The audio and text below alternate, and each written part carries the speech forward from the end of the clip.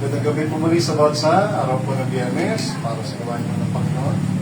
Po, tayo po ay ako na sa panalangin. Muli po amang Diyos na nasa langit, sabi po ay papasalamat sa buong hapon. Patuloy niyo po kami ginabayan, ingatan, at nandito po kami para magsama-samang manalangin, magpalakasan, lalo po ay kailangan namin ilapit hindi lang aming sarili, kundi po aming bansa at sa dami po ng problema kaya karap ng aming bansa ngayon, ng aming gobyerno, lalo na po maging aming napipintong gera po dito sa West Philippines Sea, Panginoon, ay popular balita na kakaroon na po ng gilian ang mga bangko na pagdigma ng aming bansa at kaya rin po ng China. At tulungan niyo po kami, Panginoon, samahan niyo po kami, ang aming bansa.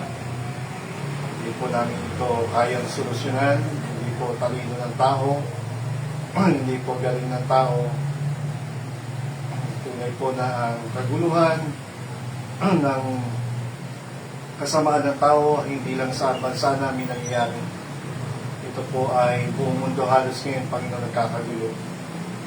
Tunay po na tila baga ay ang tao ay hindi alam ang kapayapaan, hindi alam ang paggalang sa batas, hindi alam ang paggalang sa Diyos, hindi alam ang tunay na mga pag-asa o solusyon, at ang mga nasa may kapangyarihan ay tila baga tila baga sila ang Diyos at sila ay umaabuso sa kapangyarihan. Kaya pakatindi po, Panginoon, ang kaguluhan na nagaganap ngayon sa buong mundo. At hindi po namin kayang pigilan ang mga nangyari nito, Panginoon.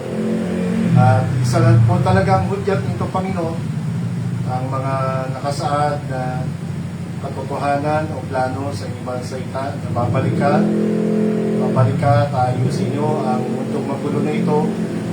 Mayroong nagaganap sa Middle East, Panginoon, na hindi maayos-ayos, hindi mapigil-pigil, ay talaga ikaw lang pwede magbigay ng totoong kapayapaan ito. Ang pagbaba mo, ang pagbabalik mo, ang paghahari mo, at ang pagliligtas mo sa mga totoong pinatawad mo, niligtas mo at mga totoong nagtiwala sa inyo. At kayo nyo rin ang paghatol sa maraming taong bumabaliwala sa inyong anak bilang tunay na tagapagligtas. Palayo sa ita nyo, turuan nyo kami, kausapin, Panginoon, lalo nyo kami palakasin din ang pangunawa at karunungan sa tulong ng banal ng Espiritu at sa pamamagitan lang po ng banal nyong katotohanan ng banal ng salita. Yan, ito ay ang dadalang pamuli ko. Sabi niyo pa kami sa ganito, turuan ng banal ng Espiritu lagi. At makita namin lalo, kaya kailangan namin lumuhod, lumapit, tiwala. Dahil hindi namin alam ano pwede mangyari bukas. At ikaw lang taga nakakalam ng lahat ng bagay nito. Nasa inyong tunay na kapayapaan, tunay na kaayusan, at tunay na kagalakan, lalo na po ang tunay na tinatawag na safety Lord sa lahat ng mangyayari sa mundo nito. Ito yung dalawang ko yung pamulit. Pasalamat sa gabi ko. Kung sabi niyo kami sa katamis ang pangalan pa ng Panginoon. Mawag po muna tayo bago tayo mag-aaral sa ita ng Panginoon sa kawitin. Ating pag-aralan po. No?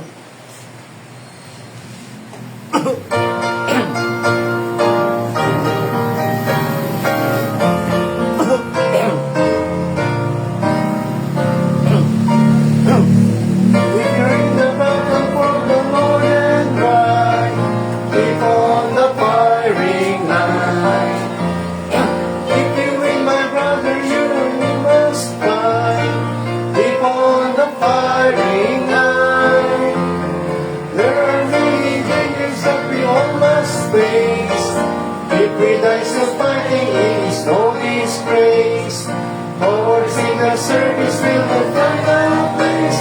So keep on the firing line. You must fight, be brave against all evil. Never run, nor leave it left behind. If you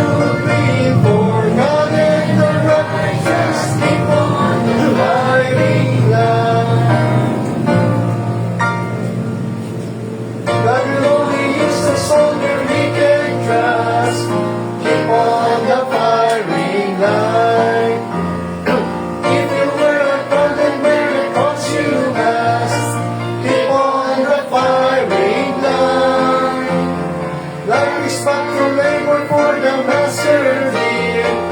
Not to beg his intellect to spread good cheer. Great you'll be rewarded for your service on the firing line. Oh, you must fight, be brave against all evil. Never run nor even lag behind.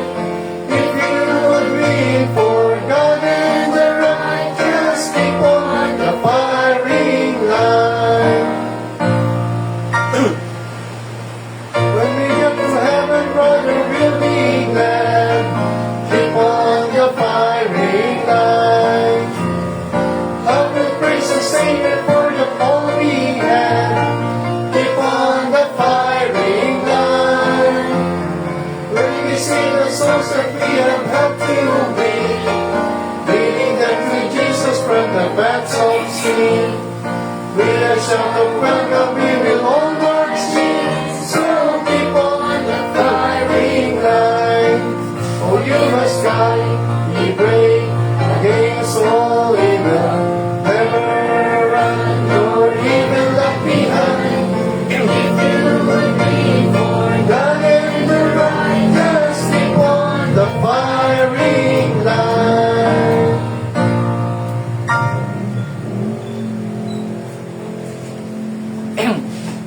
Po, aral po tayo. Let's continue our study about God and government. Continue our study about God and government po.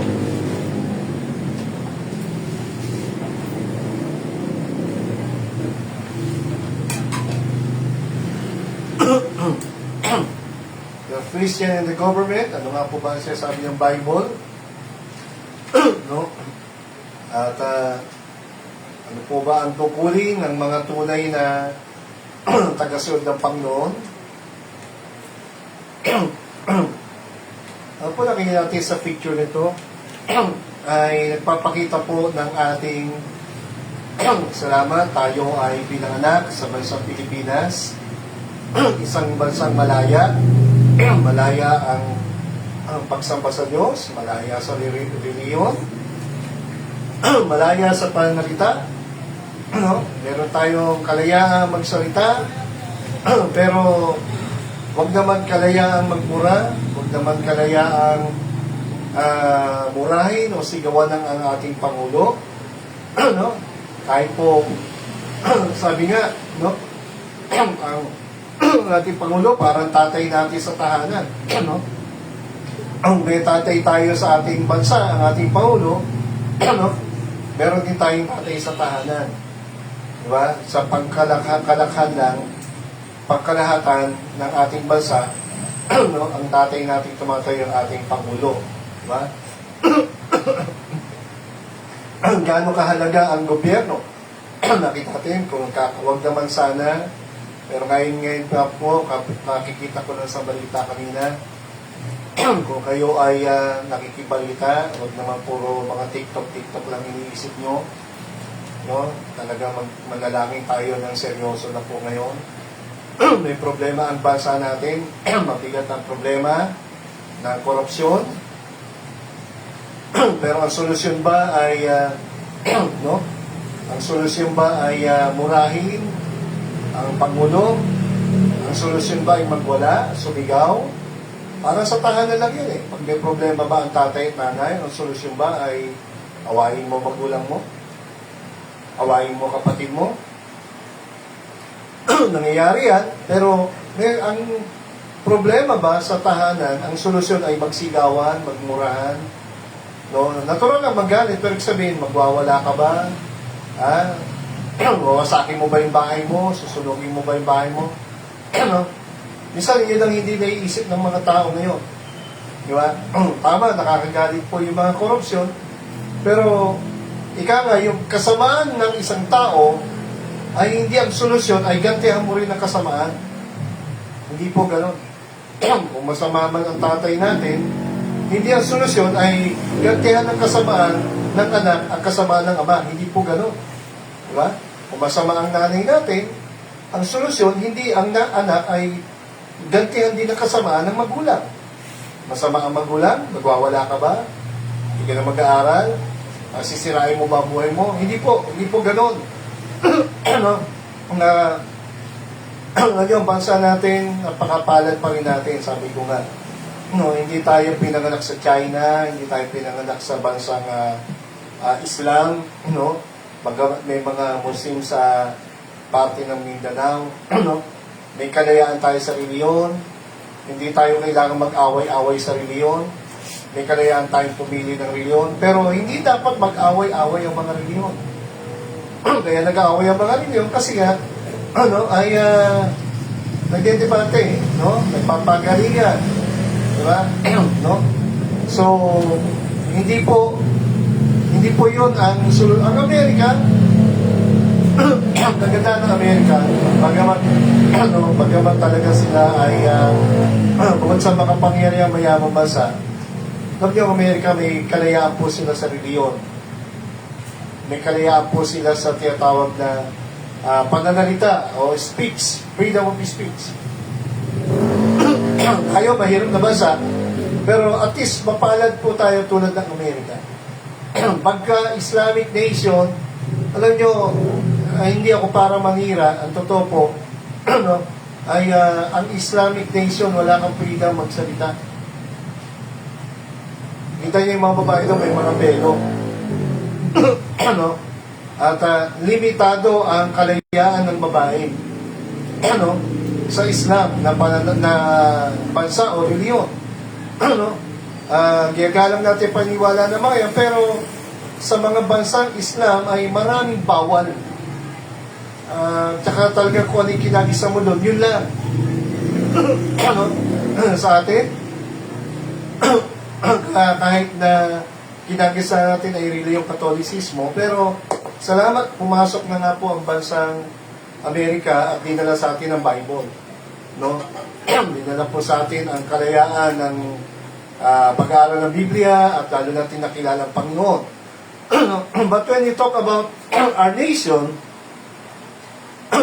pasalamat po tayo, sabi ko nga, malaya po tayo. Silakop tayo ng Kasila, silakop tayo ng Amerikano, silakop tayo ng Hapon, pero meron lang po tayong kalayaan ngayon. Hindi kagaya po ng mga bansang komunista. Wala pong kalayaan ng mga tao doon sa reliyon at tama, nabubuhay siya doon sa pinanganak, pero hindi ko pagpapalit ang bansang Pilipinas. Ibig sabihin, dapat matutunan natin mahalin ang ating bansa. Learn to love our country, learn to love our yung mga kababayan natin, mahalin natin ang kapwa natin, lalo utos yan ng Panginoon sa Bible, igalang natin ang ating bansa, igalang natin ang gobyerno, may turo pong ganyan sa Biblia. So, may mga taong may reliyon, pero ika nga parang wala na pong galang, no, sa bansa, walang galang sa gobyerno, walang galang sa pulis, no? So, hindi na po tama po yun. Pastor, paano kung abusado naman na yung mga pulis? May turo po ang ganyan ng Biblia, mamaya, ipapakita ko sa inyo. Sa Sunday po, muli ko nagkamali, ay Marcelo kasi po, ay Marcelo Man. Tama ba? Parang September 21, no? Ay ibinagsak yung Marcelo ng ating dating Pangulong Marcos, yung Senior Marcos, no? At sa Sunday po ay nagkakaroon po ng malakihang rally sa ating bansa. Kung hindi nyo po alam. At yung rally daw po na yan, sabi na hindi daw po rally ng mga kakamping. Hindi raw po rally ng mga DDS. Hindi raw po rally ng mga Makamarcos. Hindi raw po rally ng mga Unity. No? Sabi nyo nila, yung gaganaping rally niyan, meron sa Luneta, meron sa EDSA, meron yata sa Plaza Bonifacio. Huwag naman ho sana sa parte ng Malacanang. Talaga madalayan ho tayo ng seryoso dito, mga kapatid. Ayoko mag-isip na nakakatakot, God is in control, pero mahirap po na maging magkaroon tayo ng civil war. Well, pag sinabi natin civil war, between katulad po nangyari sa Haiti, no, o nangyari sa meron palang civil war na nangyari po sa history ng Amerika. Sa time po ni Abraham Lincoln, nabasa ko ano yun. Isa sa madugong gera po na naganap sa Amerika, hindi po itong gera na ang kalaban ibang bansa. Alam niyo kung ano yung naglaban? Yung tinatawag na Union at saka Confederacy. No?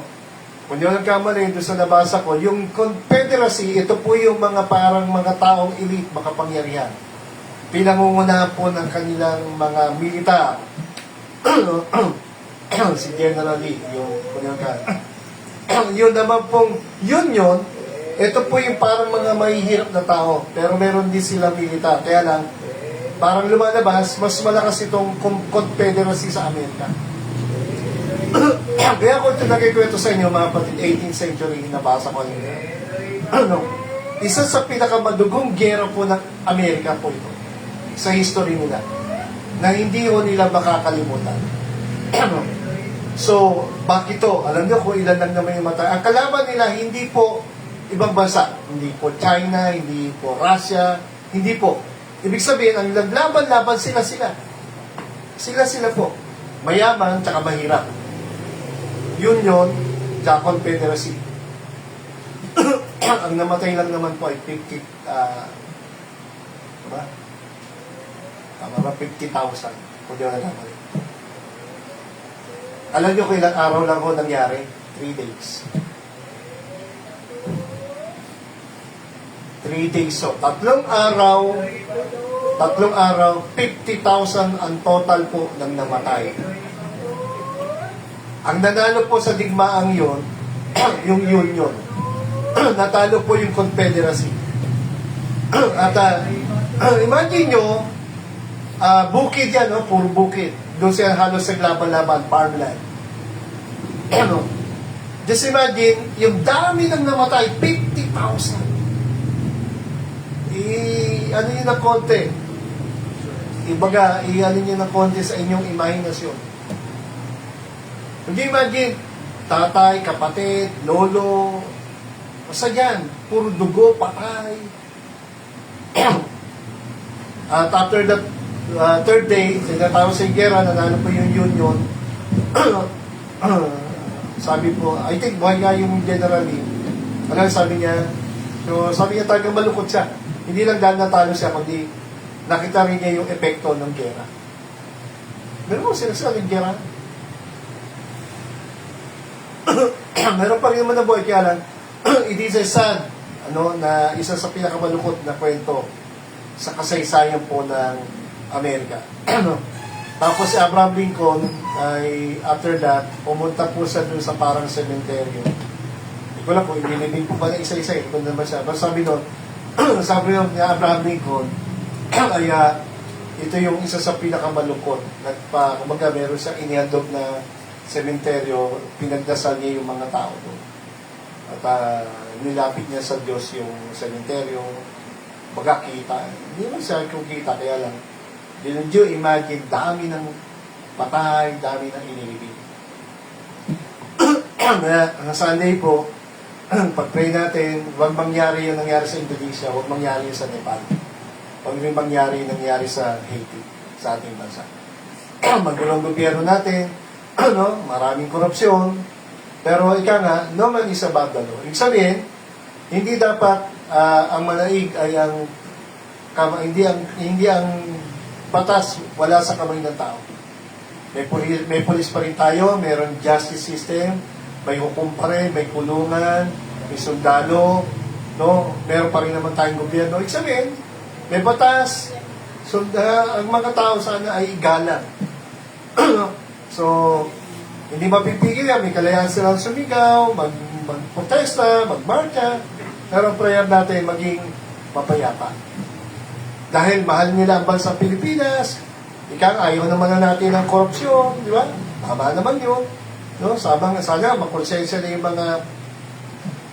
mga tiwali at makulong na yung mga dapat makulong, maparusahan man dapat yung maparusahan. May nakita ko sa balita kanina yung si Bryce Hernandez parang nagsoli na ng 100 million na halaga ng sasakyan, parang gano'n. So parang hindi ko alam kung itutuloy siya maging state witness. Kasi nagsasabi siya totoo eh. Yung isa sa engineer na DPWH. So, actually kakasuhan na rin siya. Pero, ang dapat makasuhan, hindi lang siya yung mga nasa taas. 100 billion po. So, pag-pray po natin ang ating bansa, lalo sa Sunday, huwag po sanang lumala. No, huwag pong lumala. No, pag-pray po natin ang ating bansa. Ang ating minamahal na bansa. No? So, September 21, Sunday, at halo-halo yung religion, everything, no? So, karamihan, mga Katoliko sumasama dyan. Katolikong bansa kasi tayo, hindi naman tayo Baptist eh. So, kaya sila, gusto nila yan.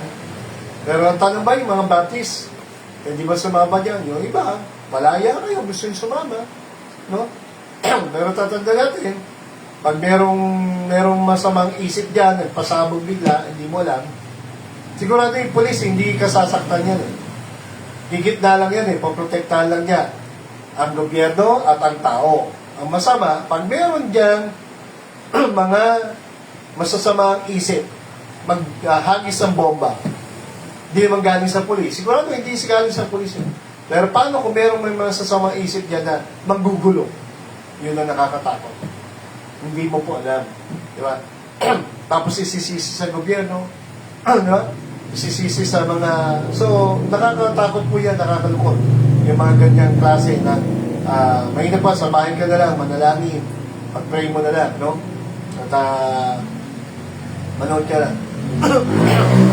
So, karoon lang sana ng malaya na no? Na mga sentimiento, pagbibigay ng damdamin, no? Iba dyan, nagmumura, nagsisigaw, so hindi po tayo sang-ayon dyan. Ha? Tandaan natin sa kasaysayan natin, tingnan nyo na lang po, EDSA 1, natapos. Ha? Pinatalsik yung dating, sabi na, diktador daw. Sabi nila, diktador daw, magnanakaw daw, ha? Masamang pinuno daw, sabi nila, yung matandang Marcos. O sige, yung pumalit. O yung pumalit pa, mas matino. Sana, di ba? Dapat natuto sa history eh. History yan eh. Dapat natuto na. Abang nagkaroon ng EDSA 2, EDSA 2. Doon sa EDSA 2, Pangulong ni Estrada naman ang napatalsik, 2 years.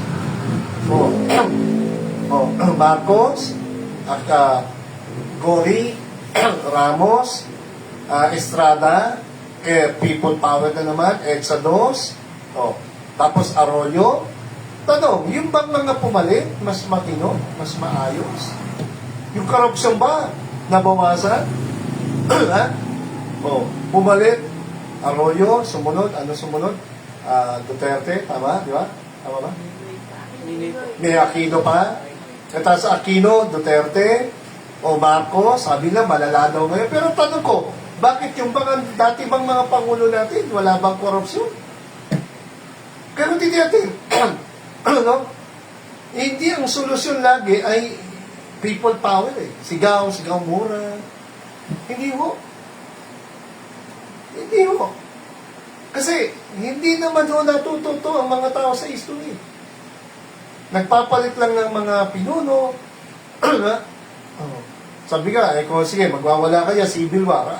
Yung ba ang solusyon? Babagsak ang ating bansa, babagsak ang ekonomiya, magiging magulo, hindi ba, mahirap.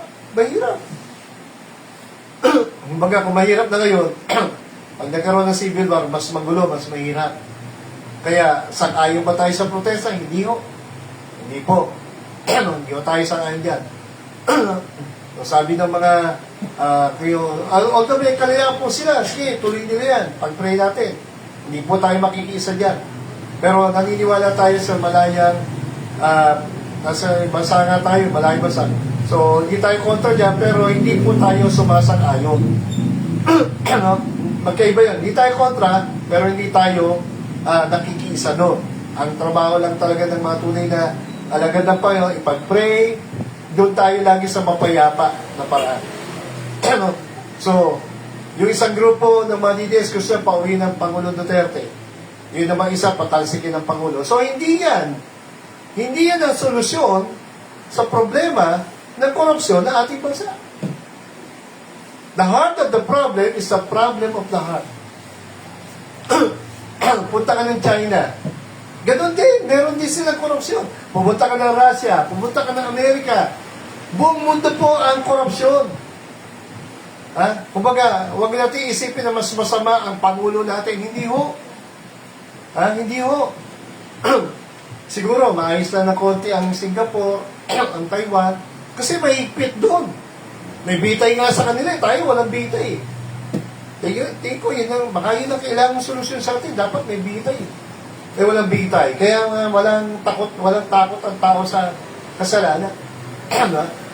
Sabay sa Thailand ba yun? Yung binita yung isang corrupt na government official, babae. Di ba? So, walang bitay tayo. Kaya walang takot ang mga tao. So, bakit ba ang Pangulo Duterte nasa dahig? Kasi ayon sa batas, ayon sa mga balita, meron daw po siyang kasalanan. Ayun ang kwento ng ating kasaysayan, may EJK, di ba? So, dito sa ating pamumuno ng Pangulo Marcos, sabi ng mga balita, meron din daw corruption. Pero ulitin ko, saan Pangulo sa kasaysayan natin, walang korupsyon? Alam niyo ba sa panahon ni Aguinaldo pa lang may korupsyon na? Di ba? Ayon sa kwento, kung hindi ako nagkamali, kung totoo, di ba? Dapat, kaya nga dalawa ang meron sa Malolos, yung pakita sa Patalsikan Casina, meron sa Cavite, kay Aguinaldo. Malolos, si si Bonifacio. Nagkaroon ng dalawang, pagsigaw ng kalayaan. At parang lumalabas, dalawa ang namumuno. Bonifacio, sa mahirap, sa mga elite, si Aguinaldo. Ewan kung tama ang kwento. Lumalabas, parang sabi nila, pinapatay daw si Bonifacio. Ewan ko kung totoo yun. Kasi mas gusto ng mga elite ang maging Pangulo si Aguinaldo. So doon pa lang may problema na ang bansa natin sa history. May korupsyon na po. Kaya hindi po mauubos ang korupsyon. Ha? Matitigil lang yan pagbalik ng Panginoon. Ang justice system natin yon, laging may pandaraya, laging may mga palusot, may palakasan, mayroong human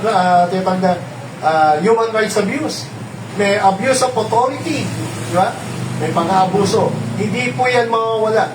Mas malupit sa ibang bansa, maniwala kayo. Doon kayo sa North Korea, manonood ka nga lang ng Squid Game bitay ka na agad. Di ba? Parang mas maganda yata yung may ganun, mga Pilipino kasi walang takot walang takot sa batas Nanonood na ng Squid Game, bitay. Buong pamilya, kinulong, binugbog.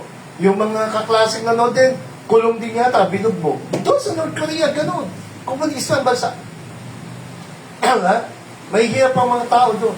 Walang kalayaan. Ang masarap lang ang buhay doon, yung kanilang Pangulo, si Kim Jong-un. O di dapat, mas maraming protesta doon, mas maraming rally. O ba't hindi nila magawa? Subukan mo, patay ka agad. Kaya dito sa atin walang bitay. Ibig sabihin, kasi meron tayong freedom. Meron tayong demokrasya. Kaya lang yung kalayaan natin sumusobra, ang mga taong mahirap na sumusobra ang kapastusan. Nawawala ng galang sa Diyos, sa kapwa. Ganon din yung mga makapangyarihan, inaabuso ang kapangyarihan. This is a sad reality. Yung mayaman, sumusobra ang kayabangan sa kapangyarihan. Yung mga mahirap, sumusobra din ang kapastusan at kawalang galang. Parehas lang. Parehas lang po. Huwag natin kalimutan ang history ng Bible. Kaya hindi tayo sang-ayon sa mga protesta, sa mga rally. Tandaan po natin ang Pansus mismo nakaranas ng ganyan. Di ba? Ang Panginoon, wala kasalanan. Sabi ni Pilato, wala kasalanan to. Pinahagupit niya. Ba't niya pinahagupit? Wala nang pala kasalanan. Ba't niya pinalaya? Pagkatapos hagupin, kasi inisip ni Pilato, para pagka nasaktan ng nabugbog, okay na, papakawalan na. Yun na nasa isip ni Pilato. Baka masaya na yung mga Hudyo. Okay na, ayan, binugbog ko na. masaya na ba kayo? Pakawalan din niya, wala namang kasalanan. Pero wala nga kasalanan, pero ba't binugbog pa rin? Mali yun. Injustice yun. That is corruption. That is maling hatol. Di ba? Pero hindi pa rin ako tatanda, crucify him. Sabi ni Pilato, wala namang kasalanan to eh. Gusto niya talaga pakawalan eh. Sabi pa miss, mag-ingat ka ha. Yung taong yun, wala kasalanan. Mag-ingat ka sa paghatol. Nanaginip ako. Lalong nataranta si Pilato. So gusto niya, pakawalan si Kristo. Sabi, alam ko na, si Barabas, palabasin nyo. May pyesa ang mga audio, di ba?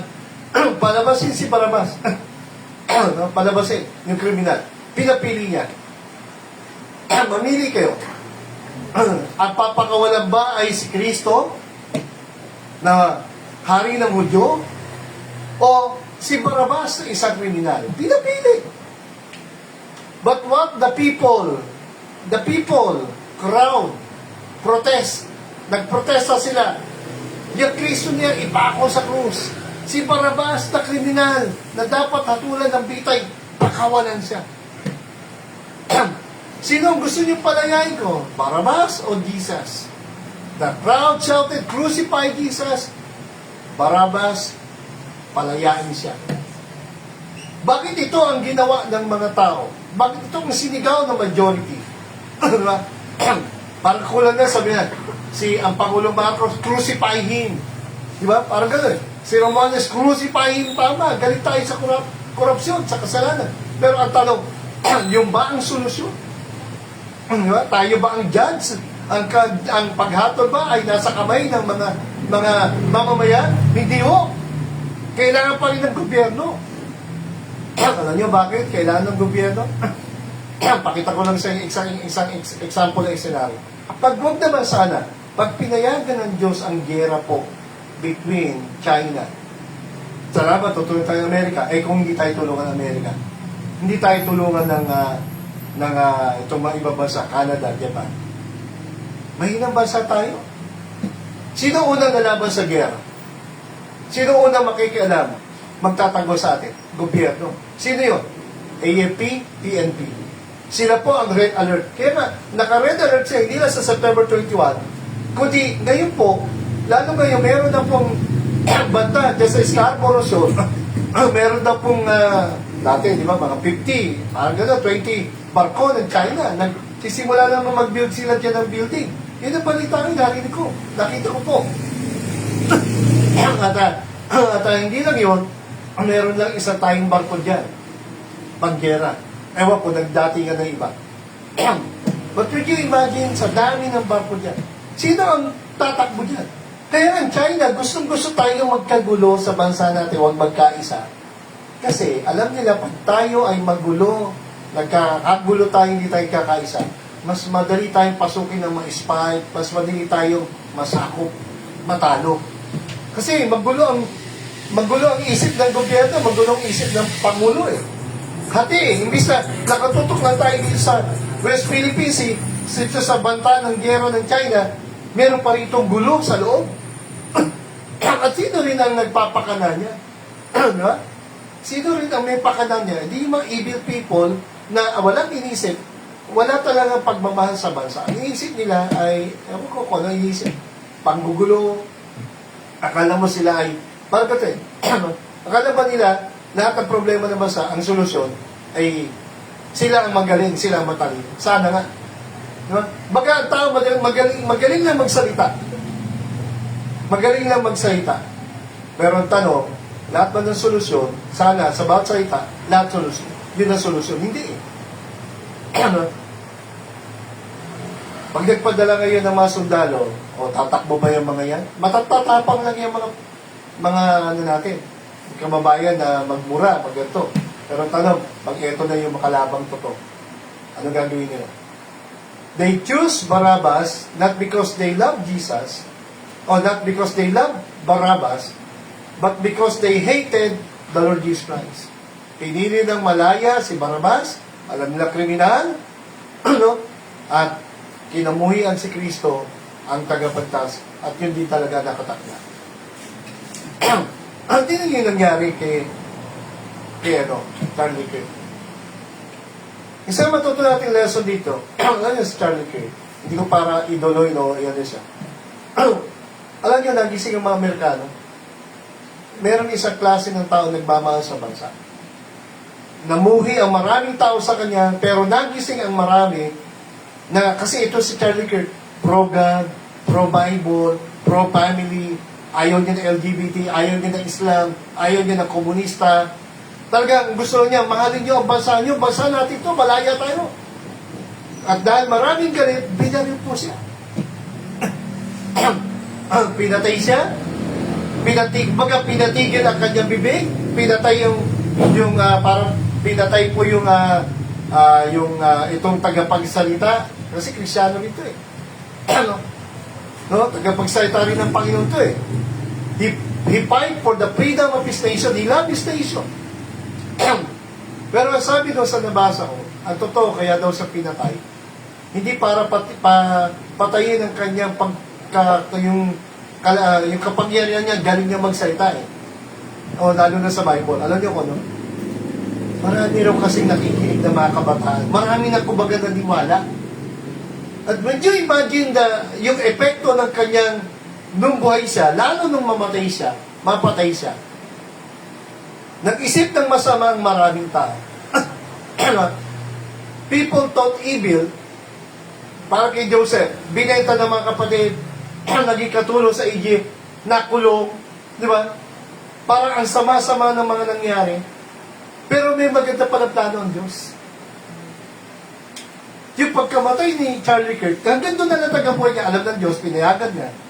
Evil yung ginawa sa kanya. Good yung ginawa niya. Di ba?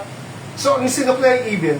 Pero tingnan niyo po ang epekto ngayon. Halos buong mundo po, hindi siya sinasamba. Mali yung pagsamba. Hindi natin siya sinasamba. Ang point dito, nagkaroon ng parang hamon ngayon sa Amerikano. Na oo nga. Baga tama ang pinaglalaban, pinaninindigan ni Charlie Kirk. Ngayon, ang ating bansa, ano pinaglalaban ng ating mga tumatakbo sa kalye? Sana nga pag-ibig tayo sa bansa. Sana nga yung proteksyonan yung mga tinatawag na dapat yung balwa, yung mga dapat parusahan. Mahirap man siya o mayaman. Diba? Ang Panginoon Jesus ay nakaranas ng evil sa kamay ng mga Hudyo. Wala siyang kasalanan. Ayon sa plan ng Diyos, siya ay namatay para sa ating kasalanan. Inisip ng mga tao ang kasamaan sa Panginoon, pero mabuti ang plano ng Diyos. Yung masamang inisip ng tao sa Panginoon Jesus, ang resulta pala ay kaligtasan ng maraming tao. Para saan ang buhay mo ngayon? Gusto ko makita niyo ang hamon dito. Ano ang layunin mo sa buhay? Higit sa pag-aaral, higit sa maging mabuting anak, higit sa ikay maging mabuting magulang, no? Listen to this, no? Higit sa pag-aaral mo, higit sa gusto makatapos, makapasa sa exam, higit sa mga bagay niya. Wala masama niya. Higit sa maging mabuting anak, maging mabuting magulang, no? Again, ang challenge ito, yung hindi lang yung pansarili, kundi ano yung mas greater good. Hindi lang sa sarili mo, sa pamilya mo, pangarap mo, lalo sa bansa.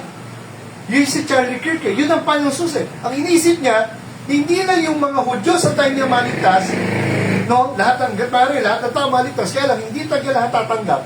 Pero magmula nung may naniwala sa may mga sumunod. At hanggang ngayon, ang Panginoon nagliligtas. Kung ikaw ay niligtas sa Panginoon, at tanong, kasama ka ba doon sa battle na yun between good and evil? We are in the battle between good and evil. It means the battle between sa Diyos ka ba? Kay Kristo ka ba? O ikaw ba sa mundo? Ikaw ba kay Satanas? O kay Kristo? Ikaw ba sa Bible? O ikaw ba ay sa mga katalinuhan ng mundo ito? Ikaw ba sa kayamanan ng mundo ito? Kasikatan ng mundo? O kayamanan ng Diyos na pangwala hanggan? Ikaw ba ay para sa pamilya? No? Ikaw ba ay para sa mga bagay na banal? O mga bagay na marumi na sikat sa mundong ito? LGBT, immorality, corruption, drugs, pornography. Di ba? Yan ang mundo eh. Temporal things, evil things. Di ba? Iyan po yung mga religion. Pero ang Panginoon namatay para sa buong mundo. Saan plani ka, hindi ka pwedeng gitna. Kaya nga, yan si Charlie Kirk eh. Alam niya mamamatay siya. Sa pinaniniwala niya, pinindigan. Pero kasi ang pinindigan niya, pag-ibig niya sa pag-ibig niya kay Kristo sa Bible, sa kaluluwa. Kaya nga sabi ni Pablo, for to me to live is Christ and to die is gain. Maraming mga Pilipino, parang hindi alam yata kung ano pinaglalaban. Minsan yung iba pinaglalaban, di ba? Yun nga, iniidolo, kahit evil. Hindi tayo doon. Siguro kung meron man tayo tinatawag na para sa ating bayani, tagapagligtas, isa lang. Hindi si Charlie Kirk. Ang Panginoon Sus pa rin. Kaya lang, tandaan natin sa history, may mga ginagamit ang Diyos katulad ni Charlie Kirk. Kasi siya hindi, ang pinaglaban niya, hindi lang ba sa Amerika eh. Pinaglaban niya ano yung moral, ano yung tama, ano yung totoo. Kasi ang pundasyon niya, Bible, salita ng Diyos.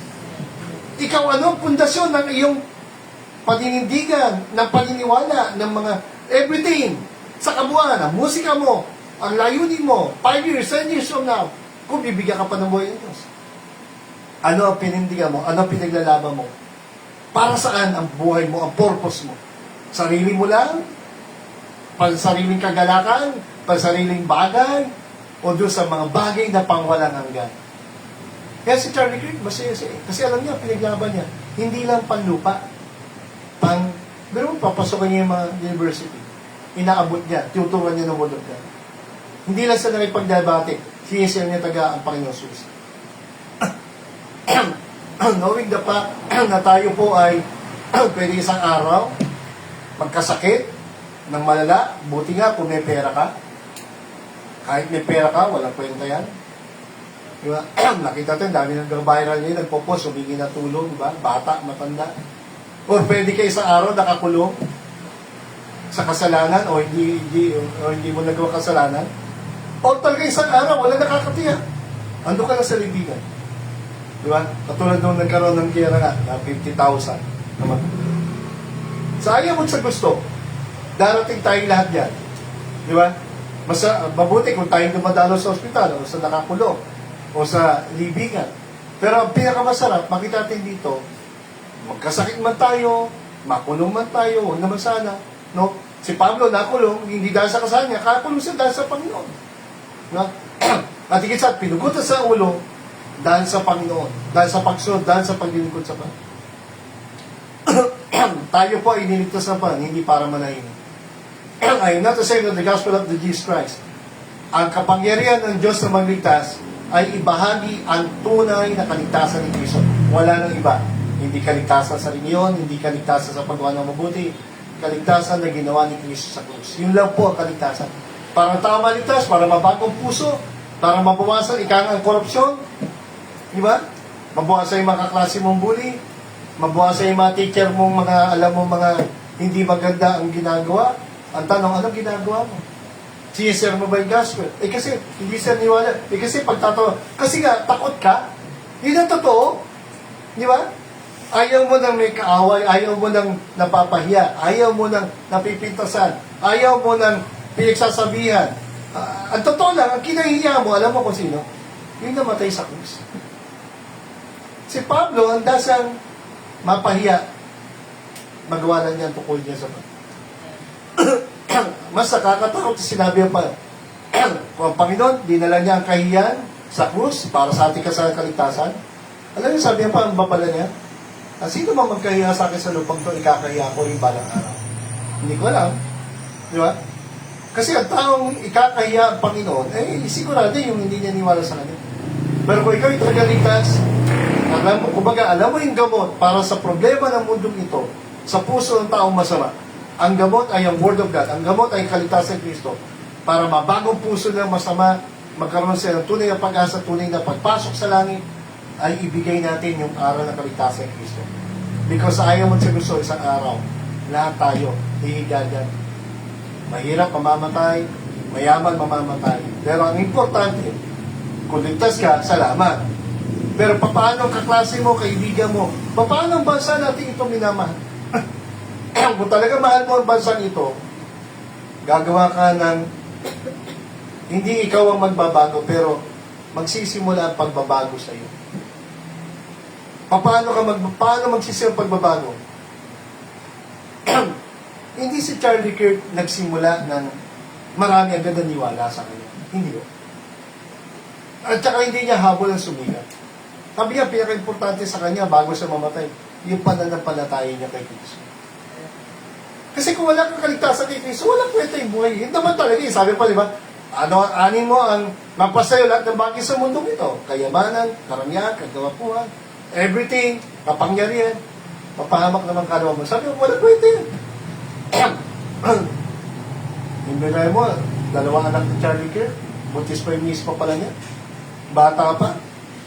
Alam niya, doon pagpunta sa Utah papatay siya may banta Alam na niya Pero bakit tinuloy pa rin niya? Impact. Hindi nga sa takot mamatay. Sabi niya. Importante sa akin. Yung pananampalataya ko, alam ko, ano mga oras, pwede ako mawala sa mundo. Minsan inisip ko siya atin, hindi pa ako mamatay. Alam niya ba't inisip mo hindi ka mamatay? Kasi takot ka, maglingkod sa pa. Takot mong ikwento yung tunay. Subukan mo.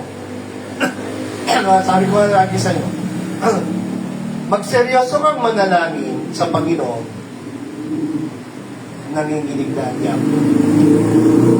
Ang Kristyanong seryoso manalangin, ayaw ng Diablo, nanginginig siya. Pero ang seryosong mag-akay ng kaluluwa kay Kristo, tulad ni Pablo, tulad ni Kirk, galit na galit ang Diablo. If you expect battle, expect people will hate you. Why? Because you tell the truth Kung ang Panginoon niya, sinabi niya, ginawa niya totoo, kinamuhian siya, sabi niya pa, kung ako ay kinamuhian ng mundong to, huwag kayong magtaka, yung mga totoong naniwala at sumunod kay Kristo. Sabi niya pa, huwag kayong magulat, pati kayong kakamuhian ng mundong ito.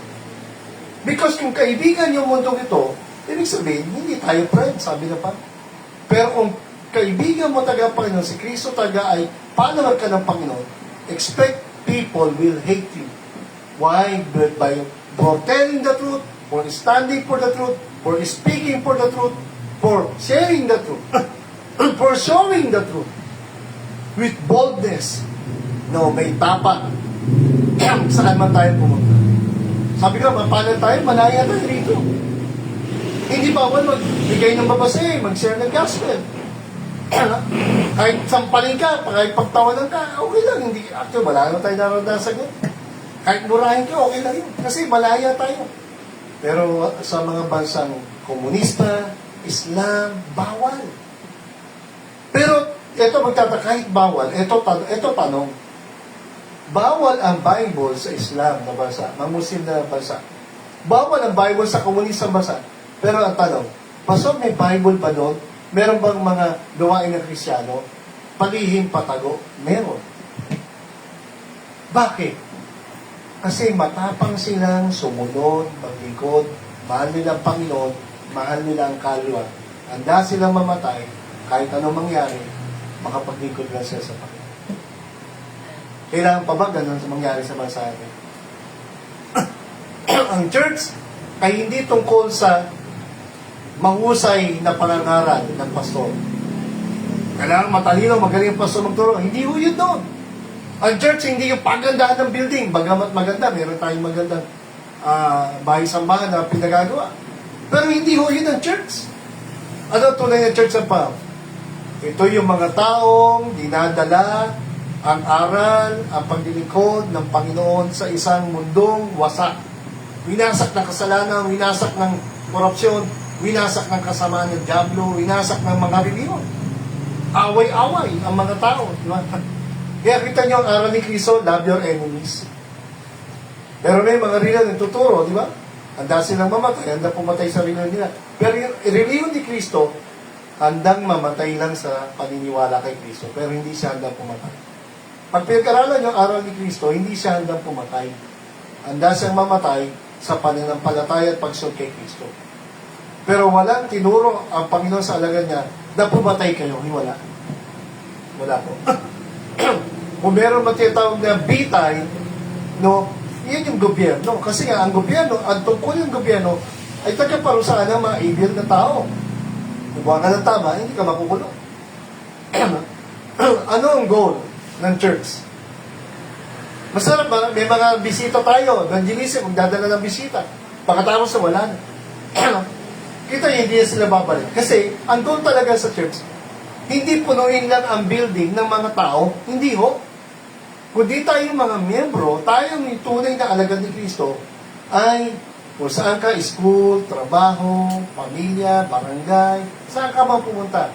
Yung aral ni Kristo tinanggap mo, dalhin mo sa mga taong ito. Ipakilala mo, ipakita mo, ituro mo, ibahagi mo, sa buhay mo, sa salita mo, everything. Hindi tayo perfect. Pero meron tayong perfect na tagapagligtas. Meron tayong perfect na Diyos. Meron siyang perfect na pangako, may buhay na walang gan. As I close, sinano po, may sabi rito. Sabi ni Pedro, mga minamahal, ituring mo ang sarili mong manlalakbay sa mundong ito. Manlalakbay, sa mga strangers. Hindi ka forever sa lupa. May langit na pinagawa ang Diyos sa tiranan. Meron kang kalaban. Anong kalaban mo? Yung sarili mo, yung laman. Ang totoo kalaban natin, sarili natin. Di ba? Sabi pa, di ba? Ano nagpaparami sa atin? Hindi yung pupasok sa bibig, yung lumalabas sa bibig. Yung marami isip, puso. Yung ganit, yung kalaswan, everything. Di ba? Lahat tayo may problema ganyan, pero binabago na tayo na pa yun at nasa tayo. Sabi sa 12, ang ating pamumuhay ay mamuhay ng mayroong katapatan, honesty, integrity. Ibig sabihin, hindi ka dapat, dati ka nagsisinungaling, ngayon hindi na dapat. Nabubuhay ka na sa katotohanan.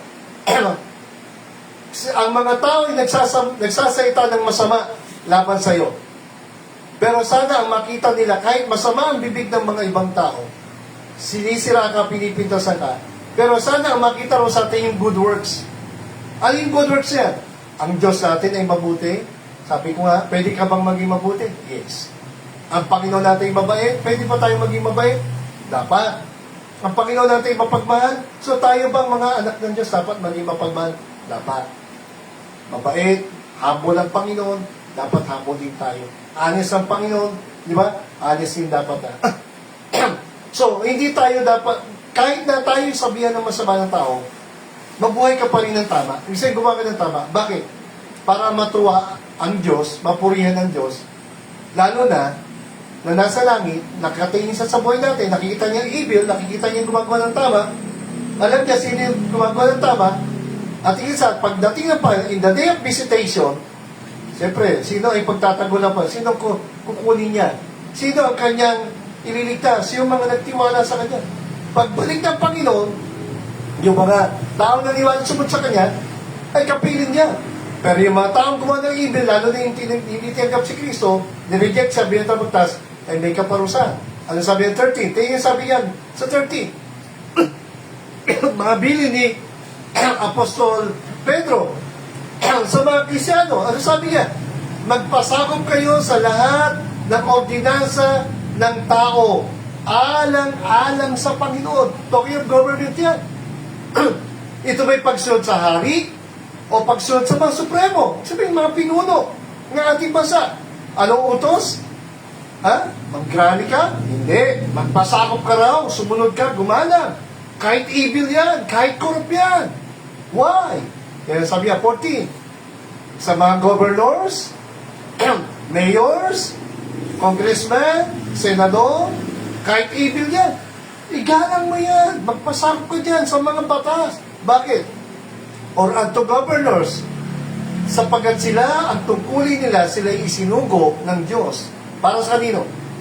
Di ba sabi sa nakarapag-aralan natin sa Romans 13, di ba? May power sila to maintain peace and order. Hindi lang yun.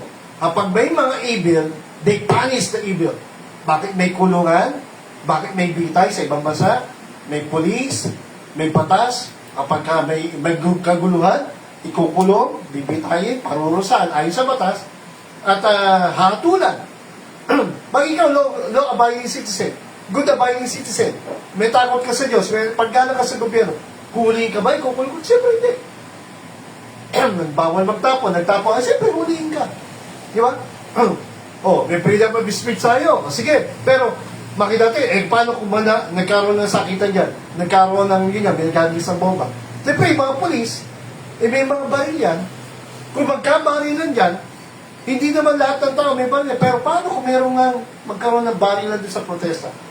Siyempre, yung polis, didepensa yan. Pagprotektahan, sino ba yung baril? Sino ba yung gulo? Yung mga sa kapayapaan, mananatili sa kapayapaan. At then the best peace that we can offer this world is the peace of Christ. Pangalawa, prayer. Pangatlo, igalang mo ang batas, sumunod ka sa batas. Hindi na tayo dapat kailangan makigulo dyan. Bakit? Sabi dyan, ang mga pinuno, ang mga gobyerno, ay para parusahan ang gumagawa ng masama, no? At purihin yung gumagawa ng mabuti. Gaya na sa ikaw, diba? Yung may mga Olympian natin, sila Pacquiao, binibigyan ng reward, binibigyan ng recognition. Ito sabi sa 15, ito ang kalooban ng Diyos. Ito ang gusto ng Diyos. He is a God of order. The God of heaven and earth is the God of order. Peace and order. Kapag may kaguluhan, andyan ang gobyerno. That with well-doing, He may put to silence the ignorance of foolish. Ano sabi yan? Ikaw na may takot sa Diyos, ikaw naman namumuhay ng payapa, hindi ka sumasama sa gulo. Ang Diyos, nalulugod po sa buhay ng mga taong may takot sa Kanya. May paggalang sa gobyerno. Kaya yung mga lalaban sa gobyerno, siyempre, hindi natutuwa ang Diyos yan. Evil yan eh. Kahit, pastor, hindi yun na pinag-usapan doon. Ang gumalang ka sa batas. Kaya parang sabi, bakit hindi ka sumasama sa rally kayong mga Baptist? Ba't di kayo sumasama? Sabi diyan, tandaan nyo, in final judgment, huwag natin kakalimutan to, sino nagbigay ng buhay? Sino bumabawi ng buhay? Ang Diyos. Asan na ba si Hitler?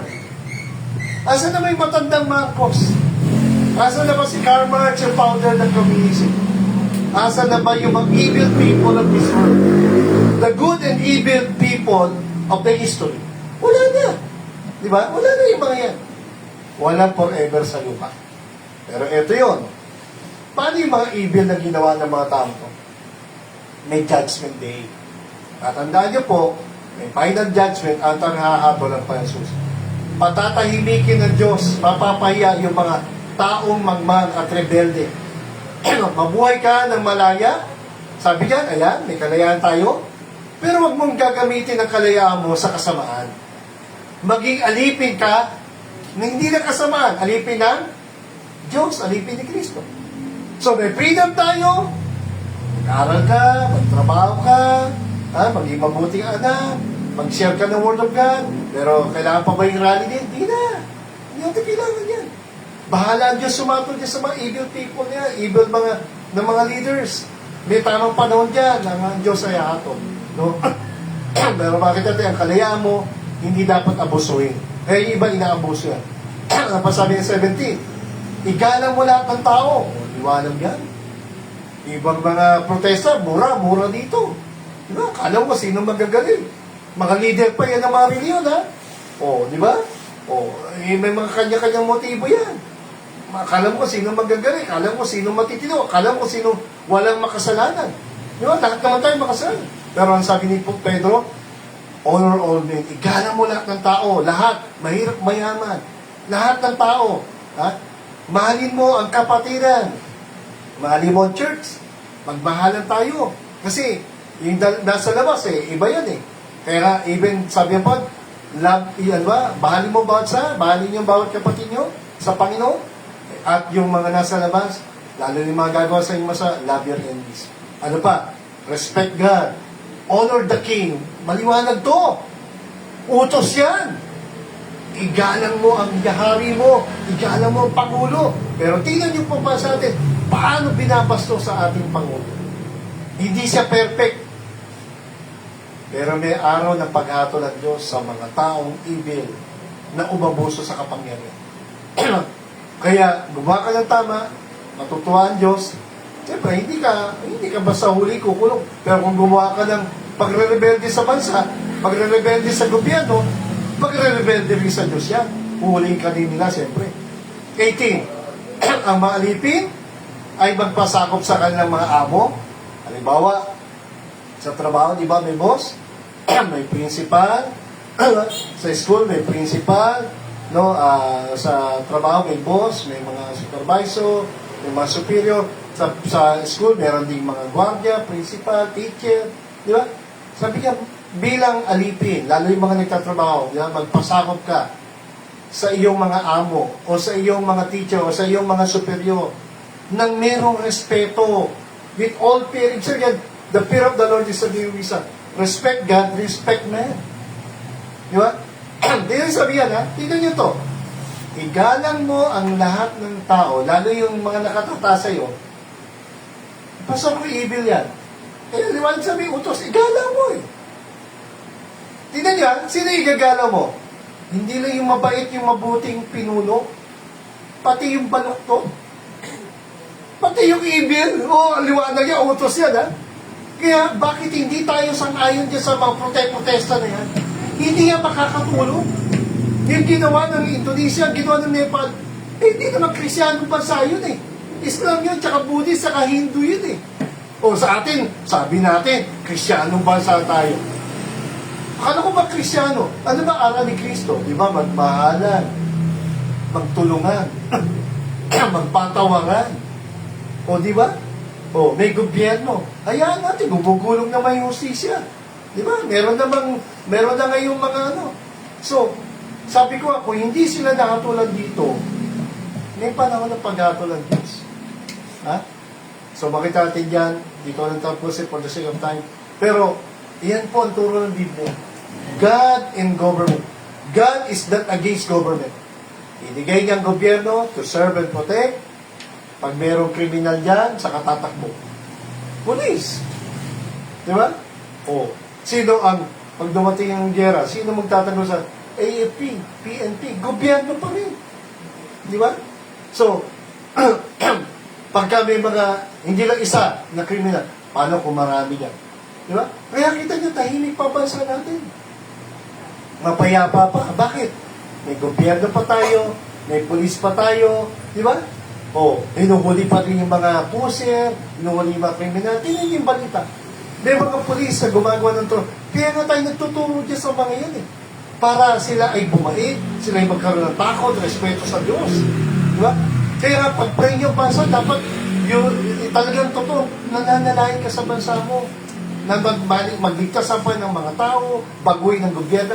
Galit tayo sa gobyerno kasi, alam niyo bakit galit ang mga tao? Hindi naman natin pipipray yung mga yan.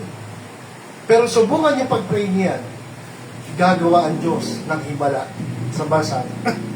Ang Amerika, ito doon, magtatayo sa mga Charlie Kirk. Diba? So sa bansa natin, sana magkaroon ng mga Charlie Kirk, matapang, handang ibigay ang buhay, katulad ni Rizal, binigay sa pagbaba sa bansa. Si Charlie Kirk, hindi lang sa bansa niya. Hindi lang niya mahal ang bansa. Mahal niya ang Panginoon, mahal niya ang Bible, mahal niya ang kaluluwa. Tayo ang ating pagkamamayan, hindi lang sa Pilipinas. We are all Filipino citizen and we are also citizen of heaven. Tandaan nyo, dalawang ating mamaya ang ating citizenship. Sa langit, sa lupa, at sa Pilipinas, at sa langit. Pero mas mahalaga yun doon. Kaya mas mahalaga yung batas ng Diyos. Kaya pag may abusado rito, ang Diyos ang atin. Ayaw po ng Lord, salamat sa ita mo, tulungan niyo po kami, patuloy, mahalin namin ang aming bansa, tulungan niyo po ang aming bansa, tulungan niyo ang aming gobyerno, tulungan niyo po ang aming na magaganap na rally sa Sunday, huwag niyo po payagan na maging madugo, o magkaroon ng hindi magandang resulta. Tulungan niyo po ang aming gobyerno to maintain peace and order, maximum tolerance. Lord, nakakasawa na, nakakapagod na ang mga people's power. Ang totoo lang po, wala naman nangyayari pagbabago. Ganon din po, Panginoon eh. Nagpapalit lang ng leader, pero ang totoo, yung leader, pag talagang walang takot sa inyo, corrupt pa rin. Ganon din po, paulit-ulit. Ang totoo, kailangan namin ay ikaw, Panginoon. Kailangan na namin bumalik ka. Sa ayos yun na po mundo ito. At hindi na po kami, sa totoo, Lord, hindi na talaga kami masaya sa mundo ito. Dahil ang kasamaan ay parang talagang parang virus na nakakahawa na. Grabe na po ang kasamaan sa buong mundo. Hindi lang sa bansa namin, buong mundo, nagkakagulo ang tao. Rebelde, walang takot ang mga anak sa magulang, walang takot sa gobyerno. Nakakatakot na po ang mundong ito, Panginoon. Pero salamat po, andyan ka pa rin, andyan ang gobyerno namin. Itinalagan niyo sila para magbantay, magalaga, magparusa sa mga taong walang takot sa batas, walang takot sa inyo, Panginoon. At lalo na kapag may banta ng gera ng ibang bansa, nalulusob, sila rin po magtatanggol sa amin. Kaya tulungan niyo ang bansang ito, kahit sa mga Pilipino, kahit iba-ibang ninyo, maggalagan, magmahalan. At ikaw na po ang magbigay ng kaparusahan. Maggawad ng kaparusahan sa mga corrupt naming government official. Kilala niyo sila.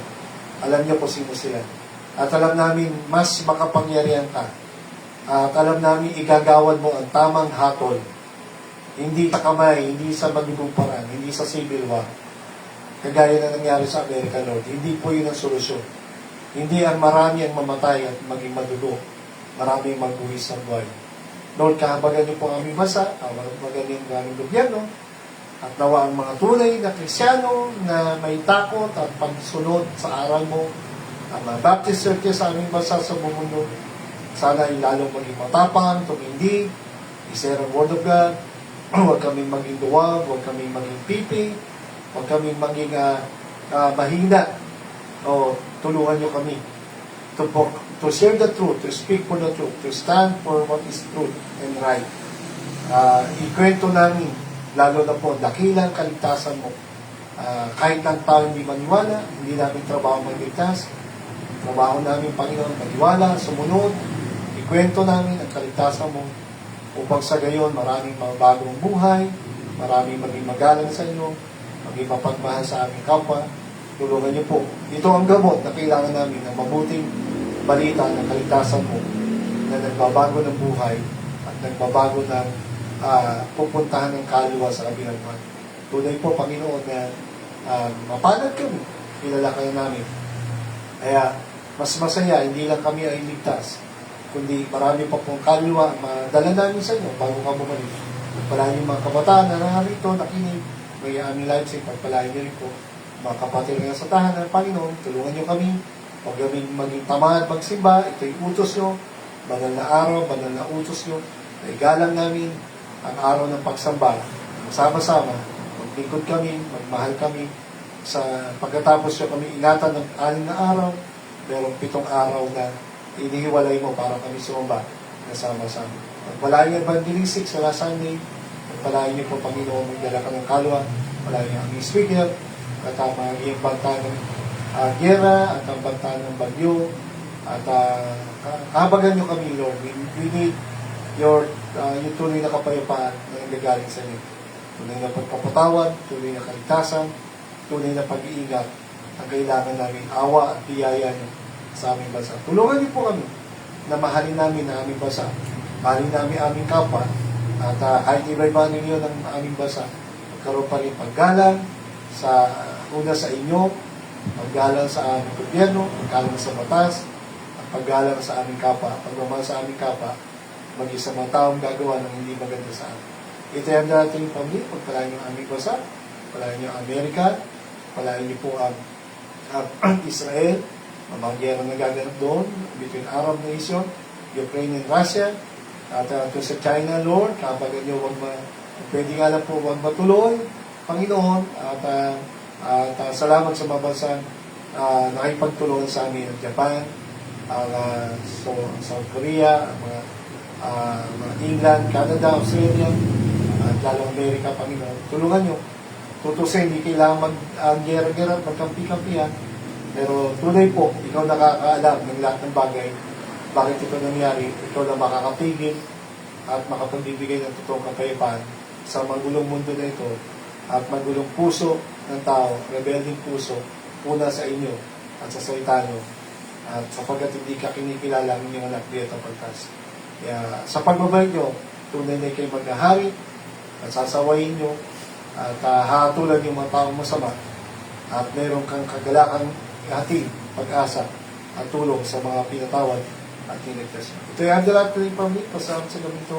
Ingatan niyo kami sa aming pansamantala pag-iwalay. At ingatan niyo po ang Redid at Isko sa paglalakbay sa Baguio para sa exam sa Sunday. Ikaw na pong bigay ng karunungan, gabay at tulong pag-ikat sa. Ito yung handa natin yung pamit. Pasalamat sa gabi ito. At gawin niyo po bansa sa lang pamuli sa matamis sa Panginoon Panginoon. Gabi po sa WhatsApp. God bless po. See you on Sunday. Good night.